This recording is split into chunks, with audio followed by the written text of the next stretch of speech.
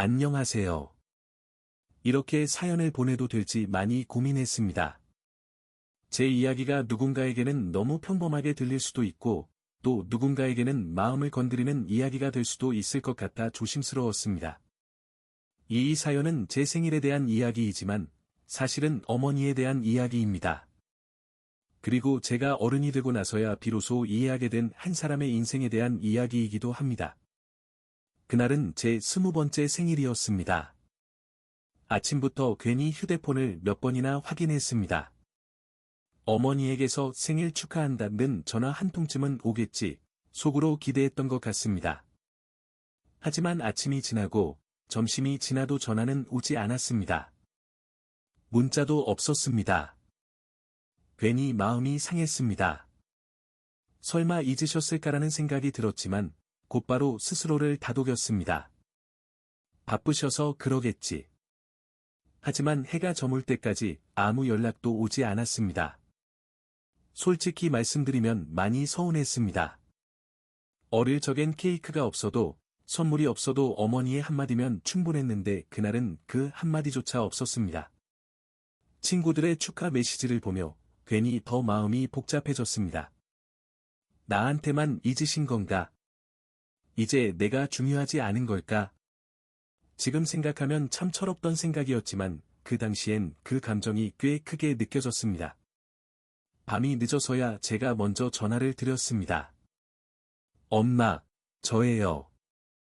전화기 너머로 들려오는 어머니의 목소리는 평소보다 많이 지쳐 있었습니다. 그래. 밥은 먹었니? 그 말에 제 마음이 더 복잡해졌습니다. 잠시 침묵하다가 제가 먼저 말을 꺼냈습니다. 오늘 제 생일인데요. 그 순간 전화기 너머에서 아무 말도 들리지 않았습니다. 짧지만 이상하게 긴 침묵이 흘렀습니다. 잠시 후 어머니가 조용히 말씀하셨습니다. 아, 그렇구나. 그 목소리는 놀란 것 같기도 하고 미안한 것 같기도 했습니다. 엄마가 오늘 정신이 없었네. 그날 저는 그 말이 전부인 줄 알았습니다. 그저 바쁜 하루였겠거니 그렇게 넘겼습니다. 하지만 그게 전부가 아니었다는 걸 며칠 뒤에 알게 되었습니다. 며칠 후 집에 내려갔을 때 우연히 어머니의 가방을 정리하다가 병원 영수증을 보게 되었습니다. 날짜는 제 생일 하루 전이었습니다. 진료관은 제가 처음 보는 이름이었습니다. 그날 밤 어머니에게 조심스럽게 여쭤봤습니다. 엄마, 병원은 왜 다녀오셨어요? 어머니는 잠시 말이 없으시다가 아무렇지 않은 듯 웃으며 말씀하셨습니다. 별거 아니다. 하지만 그 웃음이 평소와 다르다는 걸 저는 느낄 수 있었습니다. 며칠 뒤 어머니가 먼저 말씀을 꺼내셨습니다.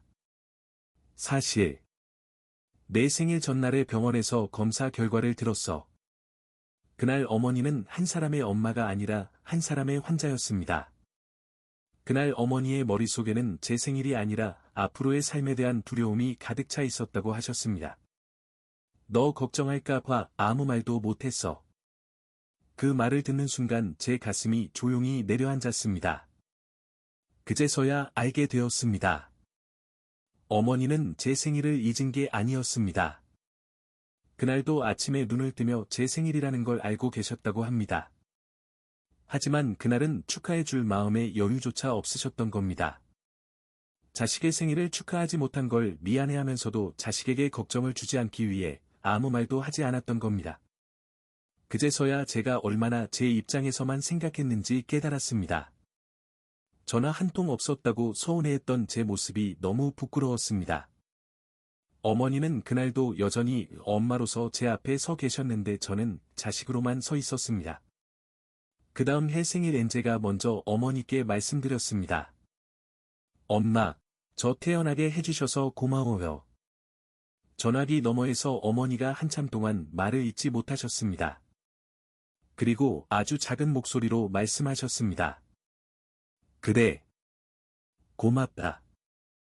그날은 제가 받은 생일이 아니라 제가 드린 생일이었습니다. 이제는 압니다. 부모는 자식의 모든 날을 기억하면서도 자기 인생의 중요한 날들은 뒤로 미뤄두는 사람들이라는 거요. 혹시 오늘이 여러분의 생일이라면 모에게 먼저 연락해 보시길 바랍니다. 부모는 그 한 통의 전화로 오늘을 버텨낼 수 있는 사람들이니까요.